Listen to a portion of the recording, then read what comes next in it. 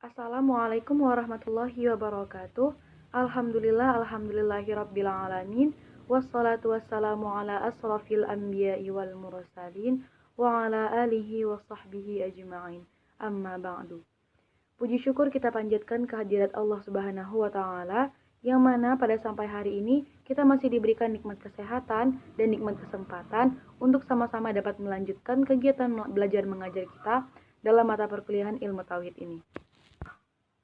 Salawat berangkaikan salam, tak lupa kita hadiahkan kepada junjungan kita, Nabi besar Nabi Allah Muhammad sallallahu alaihi wasallam. Allahumma salli wa sallim wa barik alaihi, yang mana kita mengharapkan syafaatnya di yaumil akhir kelak nanti. Amin amin ya rabbal alamin. Yang sama-sama kami hormati kepada Bapak Ramadan Lubis selaku dosen pengampu mata kuliah ilmu tauhid kami, dan juga yang kami banggakan dan kami sayangi teman-teman dari kelas PGMI 4 sekalian. Nah, pada kesempatan kali ini, kami dari kelompok 2 ilmu tauhid yang beranggotakan Abdal Rizky Munte, saya sendiri Adelina Boru Sembiring, Asmi Dalaila Siregar, Lutfi Aulia, Nurul Sakina, dan Trisna Pratiwi Hasibuan ingin menyelesaikan tugas akhir ilmu tauhid kami, yaitu untuk mencari apa saja contoh-contoh kebesaran yang Allah miliki pada makhluknya dan yang ada di muka bumi ini. Assalamualaikum warahmatullahi wabarakatuh. Perkenalkan, nama saya Abdal Rizky Munte. Kali ini saya akan membawakan materi alam semesta. Teman-teman tahu gak? Alam semesta merupakan ciptaan Allah yang diurus dengan kehendak dan perhatian Allah. Allah menciptakan alam semesta ini dengan susunan yang teratur dalam aspek biologi, fisika, kimia, dan geologi, beserta semua kaidah sains. Definisi dari alam semesta itu sendiri adalah segala sesuatu yang ada pada diri manusia dan di luar dirinya yang merupakan suatu kesatuan sistem yang unik dan misterius. Menurut pandangan Al-Quran, penciptaan alam semesta dapat dilihat pada surat Al-Anbiya ayat 30. Dan apakah orang-orang yang kafir tidak mengetahui bahwasanya langit dan bumi itu keduanya dahulu adalah suatu yang padu, kemudian kami pisahkan antara keduanya, dan dari air kami jadikan segala sesuatu yang hidup. Maka mengapakah mereka tiada juga beriman? Sesungguhnya Tuhan kamu ialah Allah yang telah menciptakan langit dan bumi dalam 6 masa, lalu Dia bersemayam di atas arsy. Dia menutupkan malam kepada siang yang mengikutinya dengan cepat, dan diciptakannya pula matahari, bulan, dan bintang-bintang masing-masing tunduk kepada perintahnya. Ingatlah, menciptakan dan memerintah hanyalah hak Allah. Maha suci Allah, Tuhan semesta alam. Bumi sebelumnya adalah planet yang mati, dan Allah menghidupkannya dengan menurunkan air dari langit. Dan Allah menurunkan dari langit air, dan dengan air itu dihidupkannya bumi sesudah matinya. Sekian dari saya Abdal Rizky Munte, undur pamit. Assalamualaikum warahmatullahi wabarakatuh.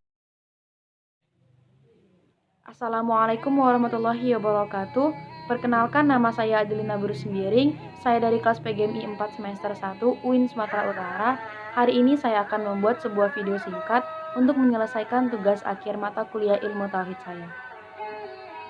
Sebelumnya yang saya hormati kepada Bapak Ramadan Lubis selaku dosen pengampu mata kuliah ilmu tauhid di kelas kami, dan juga yang saya banggakan teman-teman dari kelas PGMI 4 sekalian. Untuk itu saya akan membuat video singkat mengenai kebesaran Allah yang akan saya bahas dalam judul bayang-bayang pada makhluk hidup dan benda di alam sekitarnya. Di dalam surah Ar-Ra'd ayat 15 yang berbunyi, A'udzu billahi minasy syaithanir rajim. Bismillahirrahmanirrahim. Walillahi yasjudu man fis samawati wal ardi taw'an wa karhan wa dhilaluhum bil ghuduwi wal asal. Yang artinya, dan semua wujud kepada Allah baik yang di langit maupun yang di bumi, baik dengan kemauan sendiri maupun terpaksa, dan sujud pula bayang-bayang mereka pada waktu pagi dan petang hari. Allah menciptakan bayang-bayang yang selalu mengikuti dimanapun kita berada, yang bertujuan agar kita sebagai makhluk hidup, terutama manusia yang Allah ciptakan memiliki akal dan pikiran yang baik ini, agar dapat melihat dan bercermin setiap detiknya, setiap waktunya atas apa yang kita lakukan pada saat itu juga. Bayang-bayang inilah yang akan menjadikan motivasi terhadap diri kita sendiri, yaitu untuk melihat baik dan buruknya perilaku, sifat, langkah yang kita kerjakan dalam setiap harinya. Nah, kalau tadi saya sudah membahas apa sih dampak ataupun efek yang berpengaruh dari bayang-bayang tersebut kepada kita sebagai makhluk hidup, yaitu manusia. Selanjutnya saya akan menjelaskan dampak ataupun efek bayang-bayang tersebut kepada benda ataupun alam di sekitarnya seperti yang ada di bumi ini. Yang akan saya ceritakan berikut ini adalah sebuah kejadian yang dapat kita lihat sehari-hari di dalam kehidupan kita. Pada pagi hari, matahari terbit dari arah timur. Oleh karena itu, maka bayangan benda akan memancar ke arah barat.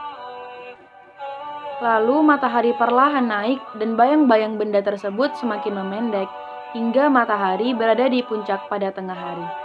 Bagi wilayah di garis khatulistiwa, bayang-bayang akan dapat menghilang. Lalu menuju ke sore hari, matahari perlahan turun ke arah barat. Bayang-bayang perlahan tertarik dan memanjang ke arah timur, sehingga dalam satu hari tampak bayang-bayang berbolak-balik ke kanan dan ke kiri. Nah, semua ini terjadi karena adanya peredaran matahari yang terjadi pada siang hari, sebagaimana yang telah Allah sampaikan dalam Al-Furqan, yaitu ayat 45 yang berbunyi, Bismillahirrahmanirrahim. Alam tara ila rabbika kaifa maddal dhil walau syaa laja'alahu sakina thumma ja'alna asy-syamsa 'alaihi dalila. Yang artinya, tidakkah engkau memperhatikan penciptaan Tuhanmu sebagaimana Dia memanjangkan dan memendekkan bayang-bayang, dan sekiranya Dia menghendaki, niscaya Dia jadikannya bayang-bayang itu tetap. Kemudian kami jadikan matahari sebagai petunjuk. Shadaqallahul azim. Peredaran matahari ini adalah akibat dari adanya rotasi bumi. Rotasi bumi inilah yang mengakibatkan adanya pergantian siang dan malam. Oleh karena itu, jika bayangan tetap artinya rotasi bumi ini berhenti. Nah, apa yang terjadi jika rotasi bumi ini berhenti berputar? Jika bumi ini berhenti berputar secara tiba-tiba, maka kejadiannya akan mirip seperti saat kita mengendari sebuah mobil pada kelajuan yang kencang, lalu mengerem secara mendadak. Baiklah, hanya ini yang dapat saya sampaikan. Kepada Allah saya mohon ampun, dan kepada Bapak Ramadan Lubis dan kepada teman-teman saya ingin meminta maaf apabila ada kesalahan dan penyebutan kata dalam pembuatan video singkat saya kali ini. Saya tutup dengan Assalamualaikum warahmatullahi wabarakatuh.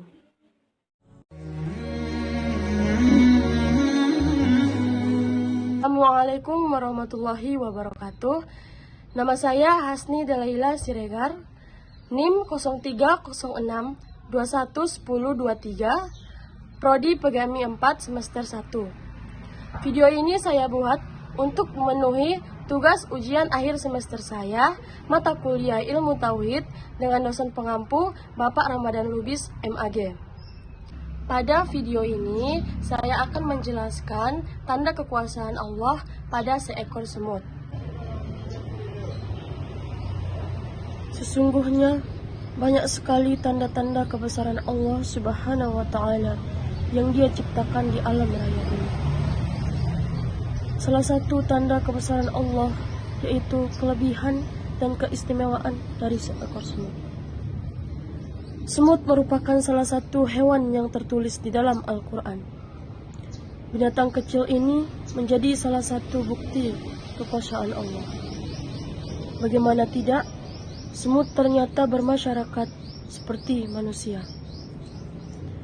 Mereka hidup karena kerjasama di antara sesama kelompok.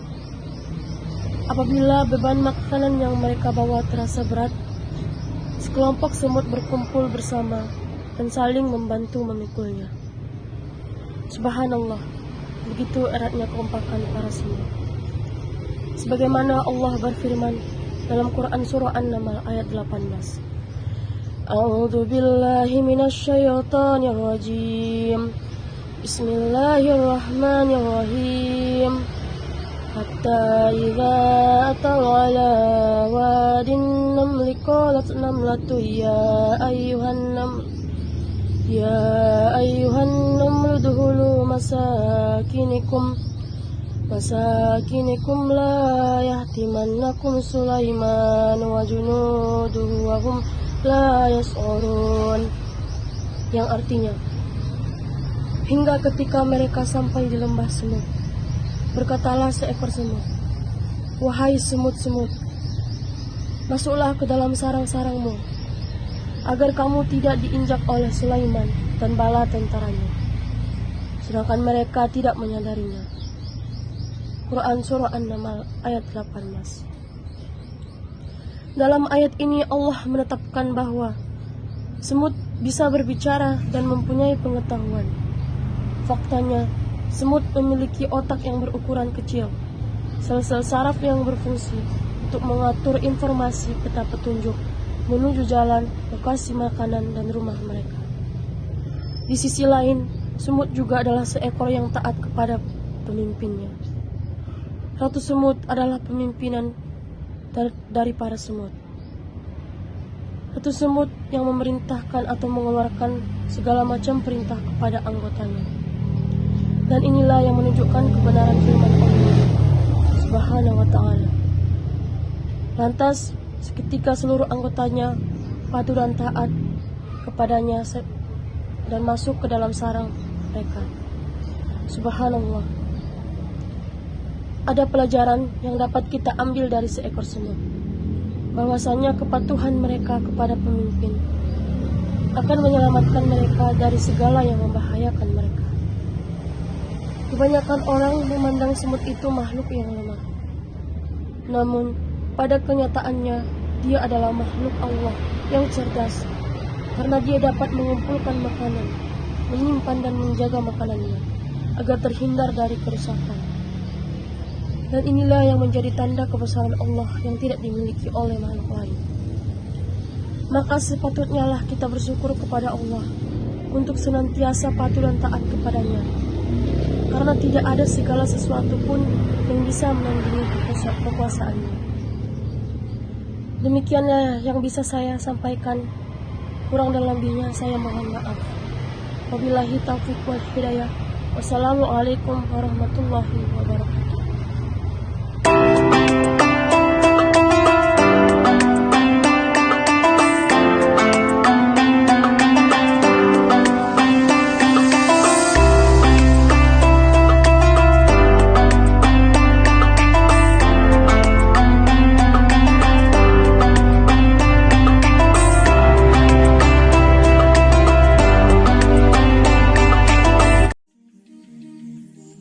Assalamualaikum warahmatullahi wabarakatuh. Apa kabar teman-teman sekalian? Semoga kita selalu dalam keadaan baik-baik saja serta dalam perlindungan Allah Subhanahu wa taala. Amin amin ya rabbal alamin. Teman-teman tahu nggak nih? Ternyata Allah Subhanahu wa taala telah banyak memerintahkan kepada umat manusia untuk berpikir. Contohnya seperti yang terdapat dalam Quran surah Al-Anbiya ayat 10. A'udzu billahi minasyaitonir rajim. Bismillahirrahmanirrahim. Laqad anzalna ilaikum kitaban fihi dzikrukum afala ta'qilun. Shadaqallahul azim. Artinya, sesungguhnya telah kami turunkan kepada kamu sebuah kitab Al-Quran yang di dalamnya terdapat sebab-sebab kemuliaan bagimu. Maka, apakah kamu tidak memahaminya? Allah sendiri telah menyebutkan kata akal sebanyak 48 tempat, diantaranya dengan menggunakan redaksi afala ta'qilun, yang artinya apakah kamu tidak berpikir atau memahaminya, dan juga dengan redaksi la'allakum ta'qilun, yang artinya agar kamu berpikir, sebanyak 8 tempat dan redaksi-redaksi yang lainnya. Betapa baik dan hebatnya Allah.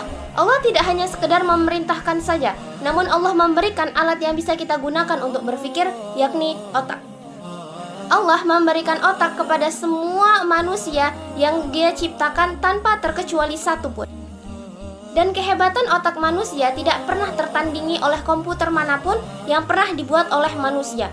Kalau kita lihat dari cara kerja keduanya, komputer harus diprogramkan terlebih dahulu oleh manusia, sementara otak manusia ditentukan oleh otak itu sendiri.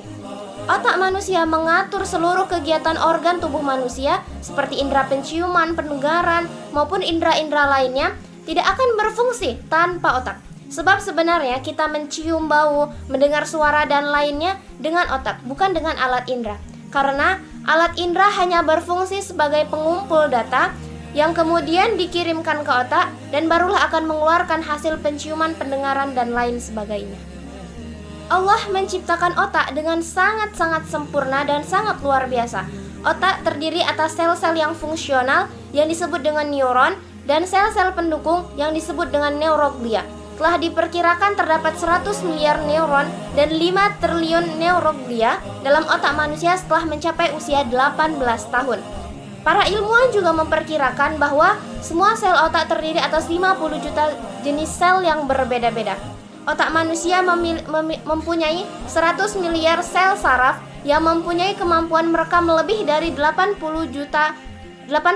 juta bit atau lebih kurang 11 juta huruf per hari, atau jika diakumulasikan, memori manusia selama hidupnya mencapai 100 triliun bit atau sekitar 12,5 triliun huruf. Sebuah penemuan menarik pada tahun 1997 oleh seorang ahli ilmu saraf berdarah India dari Universitas California di San Diego, yaitu Profesor Willianur Rahmat Chandra. Ia menemukan adanya ghost spot pada titik Tuhan dalam otak manusia. Allah meletakkan saraf ghost spot di dalam otak manusia sebagai salah satu cara untuk Dia bisa berhubungan dengan hambanya. Dan kita sebagai hambanya harus bisa mengembangkan lagi saraf ini jika kita mau lebih mengenal dan memahami tentang kebesaran Allah Subhanahu wa Ta'ala. Subhanallah, betapa luar biasanya otak yang telah diciptakan Allah dan Allah berikan kepada kita saat ini. Sebagai hambanya, kita harus bisa menjaganya dan menggunakannya dengan sebaik-baiknya. Dan sebagai bentuk syukur terhadapnya, kita harus mematuhi dan menjalankan perintahnya, terutama beribadah sholat, puasa, dan ibadah-ibadah yang diperintahkan lainnya. Wallahu a'lam bishawab. Semoga video ini dapat memberikan pelajaran yang bermanfaat bagi kita dan membuat kita semakin bertakwa terhadap Allah Subhanahu wa Ta'ala. Segala yang baik-baik datangnya dari Allah Subhanahu wa Ta'ala, dan kesalahan serta keburukan datangnya dari saya sendiri. Wabillahi taufik wal hidayah. Wassalamualaikum warahmatullahi wabarakatuh. Assalamualaikum warahmatullahi wabarakatuh. Saya Nurul Sakinah. Pada kesempatan kali ini saya akan mengungkap tanda-tanda kekuasaan Allah pada buah anggur.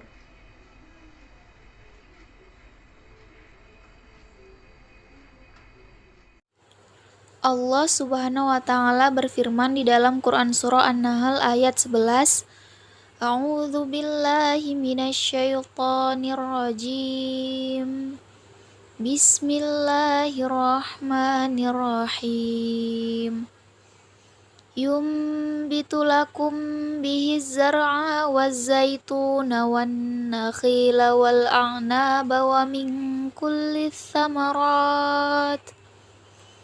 Inna fi dzalika laayatan liqaumin yatafakkarun. Artinya, dengan air hujan itu Dia menumbuhkan untuk kamu tanaman-tanaman, zaitun, kurma, anggur, dan segala macam buah-buahan. Sungguh pada yang demikian itu benar-benar terdapat tanda kebesaran Allah bagi orang yang berfikir. Aneka ragam buah-buahan segar diciptakan Sang Kholik untuk umat manusia. Di antara sekian banyak buah-buahan itu, salah satu yang disebutkan Allah Subhanahu wa Ta'ala dalam Al-Quran adalah buah anggur. Buah yang rasanya lezat ini disebutkan dalam Al-Quran sebanyak 14 kali. Menurut Ibnu Qayyim, anggur adalah salah satu buah-buahan yang memiliki banyak manfaat. Beliau berkata, anggur adalah salah satu buah dari sekian banyak buah. Salah satu makanan bergizi dari sekian banyak makanan bergizi. Salah satu obat dari sekian banyak obat, atau salah satu minuman dari sekian banyak minuman. Masya Allah sekali, dengan kemahabesaran Allah sehingga buah kecil ini bisa memiliki banyak manfaat. Talba menjelaskan dalam buku-buku pengobatan pernafasan, anggur juga memiliki manfaat sebagai obat untuk mendukung pengobatan pernafasan. Untuk mendukung pengobatan tersebut, anggur diolah menjadi minuman yang berupa jus anggur. Perasan air anggur juga berkhasiat menurunkan panas tubuh, menghentikan batuk, dan membuat perut merasa nyaman.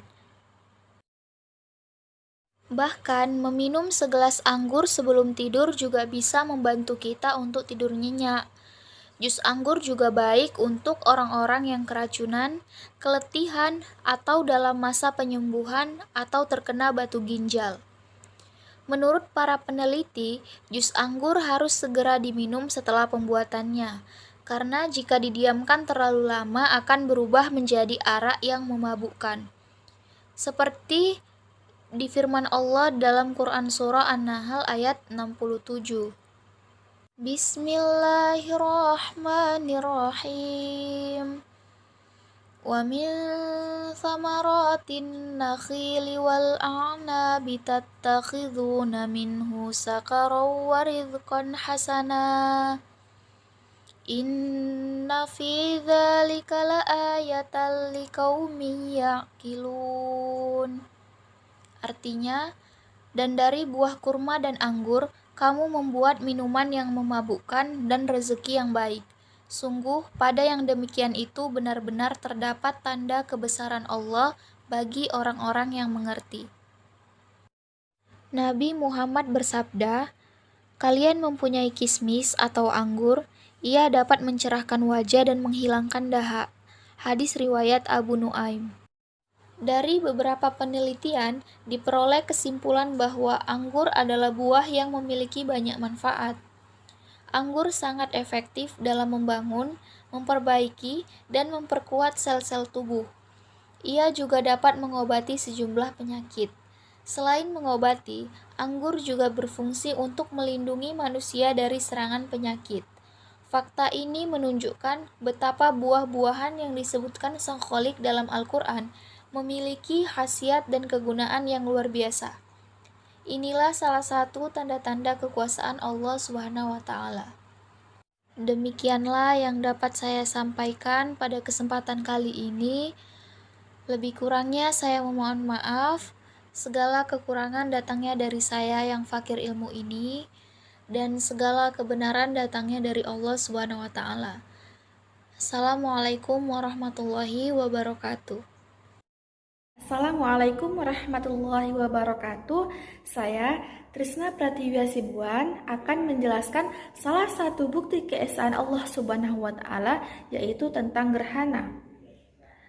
Pastinya kita semua itu pernah melihat atau menyaksikan tentang satu fenomena yang sangat langka, yaitu gerhana, baik itu gerhana matahari maupun gerhana bulan.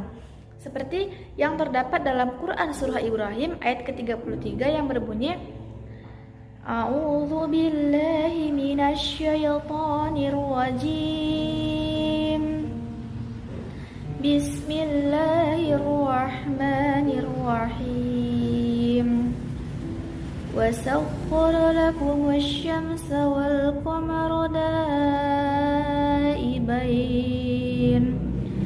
Wa sakhkhara lakumul laila wan nahar. Artinya, dan Dia telah menundukkan pula bagimu matahari dan bulan yang terus-menerus beredar dalam orbitnya, dan telah menundukkan bagimu malam dan siang. Quran Surah Ibrahim ayat ke-33. Selanjutnya dalam Quran Surah Yasin ayat ke-40 yang berbunyi, Bismillahirrahmanirrahim. Lasyamsu yanbaghi laha tudrikal qamara walal laylu sabiqun nahar wa kullun fi falaki yasbahun. Yang artinya, tidaklah mungkin bagi matahari mengejar bulan dan malam pun tidak dapat mendahului siang, masing-masing beredar pada garis edarnya atau orbit. Proses terjadinya gerhana itu ketika matahari, bulan, dan bumi berada dalam satu garis lurus. Jika bulan menghalangi cahaya matahari ke bumi, maka itu disebut gerhana matahari. Dan jika bumi menghalangi cahaya matahari ke bulan, maka itu disebut gerhana bulan. Allah Subhanahu wa Ta'ala menciptakan bulan sebagai cahaya, matahari sebagai sumber dari cahaya, dan orbit atau garis edar segala benda langit untuk kehidupan manusia di bumi, dan sebagai tanda-tanda kekuasaan Allah Subhanahu wa Ta'ala bagi orang-orang yang berfikir. Sebagaimana sabda Rasulullah Shallallahu Alaihi Wasallam yang diriwayatkan oleh Imam Al-Bukhari, yang artinya, sesungguhnya matahari dan bulan adalah dua tanda dari tanda-tanda kebesaran Allah dan tidak akan mengalami gerhana disebabkan karena mati atau hidupnya seseorang. Jika kalian melihat gerhana, maka banyaklah berdoa kepada Allah, bertakbir, dirikan sholat, dan bersedekahlah. Dari sabda Rasulullah Shallallahu Alaihi Wasallam tersebut, bahwa apabila terjadi gerhana, Rasulullah memerintahkan kita untuk berdoa kepada Allah, mendirikan sholat sunnah gerhana, bertakbir, dan bersedekah. Selain itu, Rasulullah juga mengajarkan bahwa ketika gerhana terjadi, hendaknya kita menghadirkan rasa takut kepada Allah Subhanahu wa Ta'ala, sebab peristiwa tersebut mengingatkan kita akan tanda-tanda kejadian hari kiamat karena takut azab Allah Subhanahu wa Ta'ala turun akibat dosa-dosa yang kita lakukan. Hanya Allah Subhanahu wa Ta'ala saja yang mampu menggerakkan semua benda-benda di langit itu beredar dan senantiasa berada pada orbitnya. Semuanya menjaga kecepatan agar stabil dan tetap pada posisi masing-masing di angkasa. Semua itu merupakan kehendak dari Yang Maha Berkehendak, yang berasal dari Yang Maha Kuat dan Maha Kuasa. Allah Subhanahu wa Ta'ala telah meletakkan segala sesuatu pada tempatnya dan menjalankannya pada tempatnya pula. Hanya ini yang dapat saya sampaikan. Lebih dan kurangnya saya mohon maaf. Kepada Allah saya mohon ampun. Wabillahi taufiq wal hidayah. Wassalamualaikum warahmatullahi wabarakatuh. Baiklah, terima kasih kepada Bapak Ramadan Lubis dan kepada teman-teman dan semua yang sudah menonton video kami tadi. Kami berharap semoga teman-teman dapat mengambil sedikit pelajaran dari video kebesaran-kebesaran Allah pada makhluknya tersebut. Tidak lupa kami ingin meminta maaf kepada Bapak Ramadan Lubis dan kepada teman-teman apabila terdapat kesalahan dalam penyebutan ataupun pemaknaan dalam video kami tersebut. Kepada Allah kami mohon ampun. Kami tutup dengan Assalamualaikum warahmatullahi wabarakatuh.